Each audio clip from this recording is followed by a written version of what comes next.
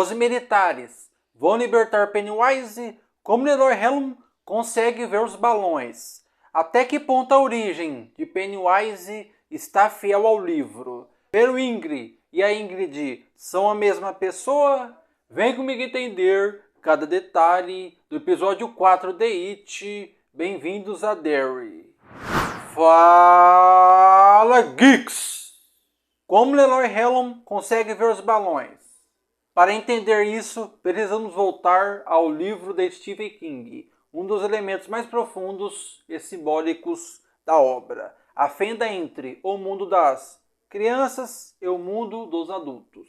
Desde o início, King deixa claro que crianças e adultos vivem realidades diferentes. Quando uma criança escuta um barulho estranho no meio da noite, ela imagina um monstro escondido no escuro. Quando um adulto ouve o mesmo som, pensa em um ladrão, um animal solto, qualquer coisa que faça sentido dentro do mundo racional. E é exatamente essa diferença de mentalidade que define quem consegue enxergar as manifestações sobrenaturais de It. Crianças acreditam, adultos duvidam. Por isso, Pennywise se aproveita da imaginação infantil, porque é nela que suas ilusões ganham força, cor e dentes.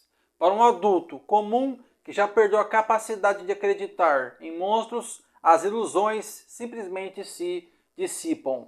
Mas Leroy é diferente. Ao contrário da maioria dos moradores de Derry, ele não ignora o estranho. Não busca justificativas rápidas. Não corre para a explicação mais cômoda. Ele observa, ele analisa. Ele não fecha os olhos para aquilo que está fora do normal. E isso não é só uma intuição sobrenatural. É parte de quem ele é. No livro, há uma passagem importante em que Dick Grauman comenta sobre Leroy Helm. Ele diz algo como: a mente dele funciona diferente. Ele está sempre coletando informações. Essa frase é um divisor de águas, porque ela revela que Leroy não vê as ilusões por acreditar como uma criança. Ele vê porque sabe que algo está errado. Leroy não se apoia no não existem monstros, que os adultos repetem quase como uma mantra. Ele se apoia em fatos. Ele sabe que o filho não é do tipo de inventar histórias assustadoras. Ele sabe que as marcas nos braços dele não foram feitas por pedras ou galhos. Ele sabe que há militares procurando algo que ninguém está explicando. Ele sabe que há mais do que ciência em sua interação com Dick Clements. E que aquele encontro não pode ser reduzido a mera coincidência. Ele sabe que Derry sempre foi peculiar demais. E quando todas essas peças se acumulam na mesa, Leroy não faz o que um adulto comum faria. Não ignora, não nega, não tenta encaixar toda a força na lógica cotidiana. Ele aceita a evidência. E é nesse ponto que algo fascinante acontece. O conhecimento substitui a crença. O Clube dos Otários já tinha descoberto isso quando adultos. Eles não precisavam mais acreditar como antes, porque sabiam que It era real. Vivenciaram isso na infância. Sangraram por isso, lutaram contra isso. E esse mesmo tipo de clareza, essa lucidez que rompe a barreira entre o real e o impossível, é o que coloca Leroy no grupo extremamente seleto de pessoas capazes de atravessar o véu das ilusões de Pennywise. Periwinkle e a Ingrid são a mesma pessoa? Desde o início, as sombras ameaçadoras que vemos rondando Will parecem deslocadas. Aquela figura silenciosa, presente desde o episódio 3, lembra muito mais o contorno da Periwinkle do que o próprio Pennywise. O formato, a postura, até a silhueta são muito mais femininos, muito mais humanos. E isso abre espaço para uma teoria ousada. E se Ingrid, a governanta da Jubilee Hill, for na verdade a versão adulta da filha de Bob Gray, a teoria vai ainda mais longe. Ingrid pode não ser simplesmente a filha de Bob Gray, mas pode estar atuando de propósito contra o grupo. assumindo a identidade da Pewingri para perseguir Will. Outra hipótese é que ela pode não ser má, mas sim uma vítima de uma manipulação profunda do próprio It. Imagine isso. Ingrid cresceu com a figura de Bob Gray como pai. Se, ao longo da vida, ela viu o It tomando a forma do pai dela, enquanto o resto do mundo enxerga apenas Pennywise, isso criaria um vínculo distorcido, emocionalmente devastador. Ela não veria apenas um monstro, ela veria o pai dela. E se ela acredita que a forma que o It roubou de Bob Gray é, de alguma forma, a verdadeira essência dele, o pai que voltou, então sua lealdade não seria ao palhaço, mas um homem que ela pensa estar protegendo. E aí entra o detalhe que deixa tudo ainda mais interessante. Ingrid trabalha justamente em Jupiter Hill, o hospício que sempre foi um ponto de energia emocional intensa em Derry, um local carregado de medo, trauma, dor e sofrimento. O tipo de ambiente perfeito para o It manipular, distorcer e recrutar. Se Ingrid realmente acredita que está ajudando o pai ou o que sobrou dele, então fazer parte de Jupiter Hill se torna parte do plano ou do delírio. E é aqui que a teoria começa a encontrar evidências visuais. Um detalhe a se notar: a presença misteriosa observando a casa do Will à noite. Aquela silhueta parada, imóvel, fria. Talvez aquele não era Pennywise, era Ingrid, ou Pewingri, ou ambas. E tudo indica que essa revelação vai explodir no episódio que Lily estiver mexendo nas coisas antigas de Bob Gray. Justamente o momento perfeito para a série costurar o passado e o presente. Enfim, revelar ligação entre Ingrid e a criatura. Nas memórias de Daniel, é Dick Harmon ou Pennywise? Tudo começa de forma relativamente tranquila. Dick está lá, guiando Daniel, abrindo caminho pelas lembranças do garoto, como alguém que já fez isso 1000 vezes. Mas então a atmosfera muda, a câmera se desloca, o cenário ganha uma estranheza quase orgânica e surgem aqueles pequenos detalhes que o cérebro registra antes mesmo de você entender o motivo da aflição. A mulher com aquele olhar vazio, mas ao mesmo tempo fixo demais, como se estivesse prestes a ver o rosto de forma impossível. A expressão congelada, quase plástica, como se algo dentro dela tivesse desligado o controle manual. E o mais estranho, Dick aparece num canto e depois, do nada, está atrás dela, sem o menor sentido especial. E ainda, Dick aparece sorrindo. Esse tipo de ruptura na lógica visual, essa quebra de continuidade, é a assinatura pura de Pennywise. É como se a cena fosse invadida por um grito do medo, um intruso na própria memória. E por alguns segundos, a pergunta surge inevitável. Será que era mesmo Dick ali ou Pennywise estava brincando com a gente? Vamos pensar. Pennywise não é simplesmente um monstro físico. Ele é uma entidade psíquica, um predador dimensional, capaz de distorcer percepções, ilusões e principalmente memórias. E se existe um lugar em que It nada de braçada, esse lugar é a mente humana, especialmente a mente vulnerável de uma criança assustada. Agora repare, Dick Harmon, dentro do universo de Stephen King, sempre foi sensível ao brilho. Ele consegue acessar memórias, emoções, fragmentos do passado. Mas ele nunca foi mostrado como alguém capaz de impor uma presença tão intrusiva, pesada e maligna. Aquele clima de predador rondando a vítima. Aquela sensação de que algo na sala está errado demais. Aquilo não é Dick. Aquilo é o estilo de Pennywise. Puro, claro e direto. E é aqui que a coisa fica ainda mais interessante. O It, nessa fase da história, seu alcance está limitado.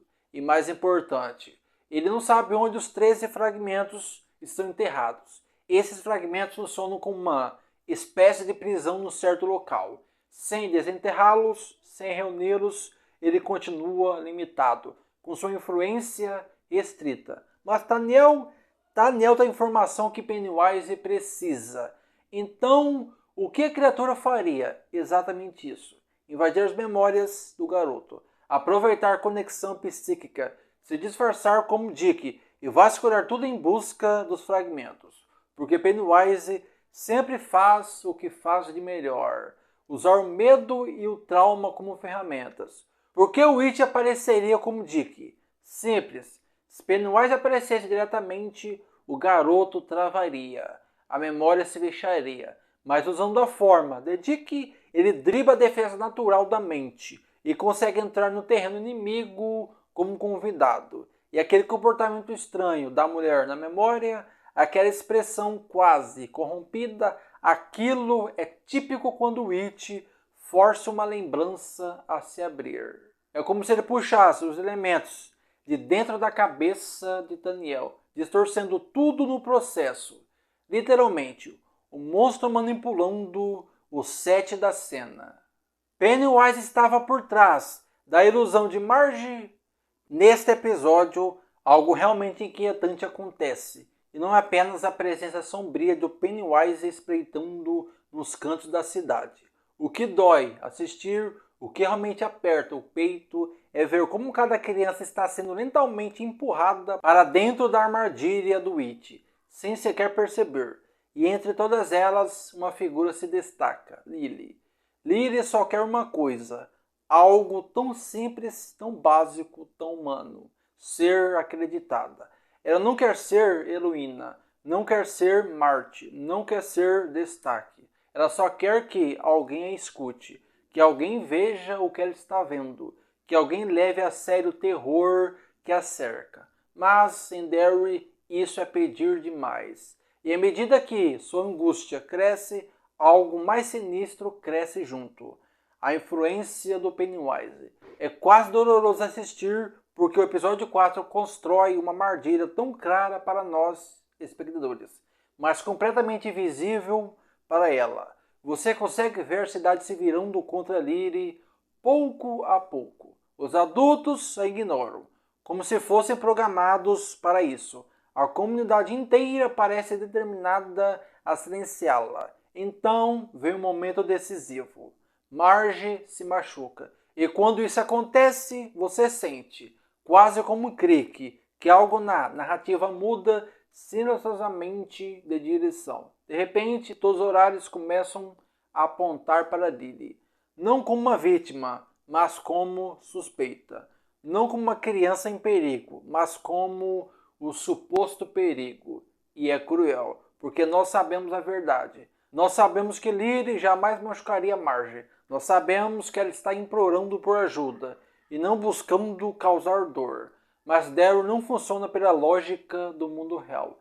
Daryl funciona pelas engrenagens do medo. E isso não acontece só com Lily. Cada criança deste episódio está tocando em algo terrível.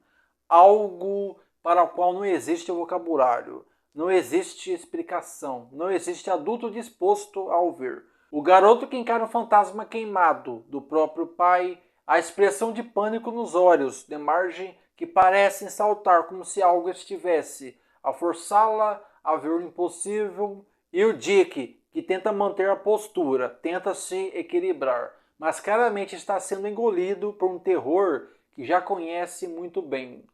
Tudo isso forma um padrão que Derry repete às gerações, um padrão que sempre leva à mesma conclusão. O medo prepara o terreno e o Pennywise colhe. Porque em Derry o medo não é só um sentimento, é uma força, é uma moeda, é um alimento. E Pennywise sabe exatamente como manipular cada detalhe para que essas crianças, completamente sozinhas contra algo indescritível, vacilem, flagelem e se percam. E aí vem a grande pergunta. A cena da Marge foi mesmo real ou foi mais uma ilusão criada pelo Pennywise para isolar Lily e quebrar sua confiança? A resposta, ao que tudo indica, está nas entrelinhas. Pennywise não precisa atacar fisicamente para vencer. Às vezes, tudo que ele precisa é plantar a dúvida. criar uma imagem falsa, torcer a percepção, fazer as pessoas verem o que ele quer que vejam. E quando Marge cai, quando seus olhos parecem saltar, de puro terror, aquele momento tem a assinatura do It. Não pela violência, mas pela manipulação. Ali, Pennywise não estava apenas machucando uma pessoa, ele estava moldando uma narrativa. E Lyre foi colocada bem no centro dessa história distorcida, como alvo, não como sobrevivente. As semelhanças e diferenças entre a origem de Pennywise na série e no livro. A série finalmente abriu as portas para explorarmos a origem do It em detalhes. Só que nem tudo o que vemos ali é exatamente como Stephen King escreveu. Tanto no livro quanto na série, a base é a mesma. Pennywise não é um ser terrestre. Ele não nasceu em Derry, nem em nenhum lugar conhecido pela humanidade. No livro, Stephen King descreve que It caiu na Terra milhões de anos atrás, preso dentro de um meteoro, vindo de um lugar além da realidade, o Macroverso, vizinho do Todashi Space. A série segue exatamente essa ideia. Vemos uma estrela cadente, vemos o impacto e vemos o mal se libertando da rocha celestial. Aqui, a série permanece fiel ao espírito do livro. Pennywise é um intruso cósmico, um predador de medo que atravessou universos até encontrar a Terra. Outro ponto onde ambos concordam. It toma forma do seu medo. No livro, ele vira lobisomens, leproso, pássaro gigante, palhaço, o que for necessário. Na série, esse conceito ganha um novo nome. Galo, como os povos indígenas chamavam a criatura. E Galo faz exatamente o mesmo. Assume formas horrendas para devorar suas vítimas espiritualmente antes de devorá-las fisicamente. O mecanismo é idêntico. It se alimenta do terror. Isso é imutável. Outro ponto comum. It chegou muito antes da cidade existir. A criatura já estava ali quando nada existia. Derry cresceu literalmente sobre o mal, como se tivesse sido construída sob uma ferida aberta. No livro isso é dito, na série isso é mostrado, e com muita violência. Mas a ideia central é a mesma. Agora, o que é diferente? No livro, King menciona rapidamente que os povos indígenas perceberam algo errado naquelas terras. Mas é só isso, uma lembrança contada a Mike Hellum. Nada muito profundo. Já a série transformou essa ideia em uma mitologia inteira. Criou a tribo Skorptowski, criou a lenda de Galo, criou nomes, rituais, personagens e até uma jovem heroína, Nekane, que não existe em nenhuma obra de Stephen King. Tudo isso é 100% original da série. Talvez o ponto mais importante. A série apresenta a ideia de que Nekame forja 3 talismãs sagrados, feitos de fragmentos do meteoro, e os enterra ao redor da floresta para conter o mal. Esses talismãs formam uma barreira espiritual, a mesma que, mais tarde, delimitaria os limites da cidade de Derry. No livro, nada disso existe. Não há talismãs nem barreiras. It age livremente. Ele dorme, desperta e ataca quando quer. É o ciclo natural da criatura. E existem mais pontos na série que não é abordado no livro. Como digo, usando o brilho para acessar memórias ancestrais de Daniel, a sequência dos colonos sendo massacrados por Galo e a história de Nekane, que não é mencionada no livro. Os militares vão libertar Pennywise? Daniel revela a Dick Graham a localização exata dos pilares que mantém Pennywise confinado. Mas aqui está o problema. Dick, mesmo tendo boas intenções, está em contato direto com o General Shaw. E Shaw não vê Pennywise como um terror incontrolável. Ele o enxerga como uma oportunidade estratégica, uma arma, uma força que poderia ser usada para intimidar, manipular ou vencer guerras antes mesmo de começarem. É nesse ponto que tudo começa a desandar. A partir do momento em que Dick repassa ao exército a localização dos pilares, abre-se a porta para os maiores erros da história de Derry.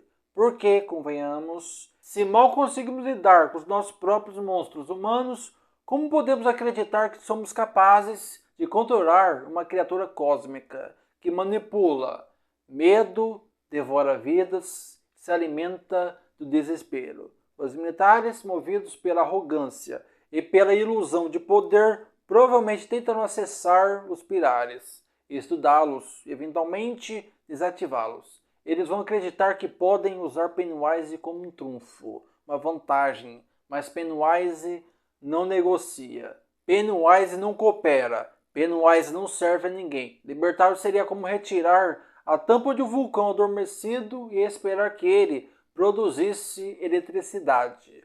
A explosão é inevitável, devastadora. E quem paga o preço?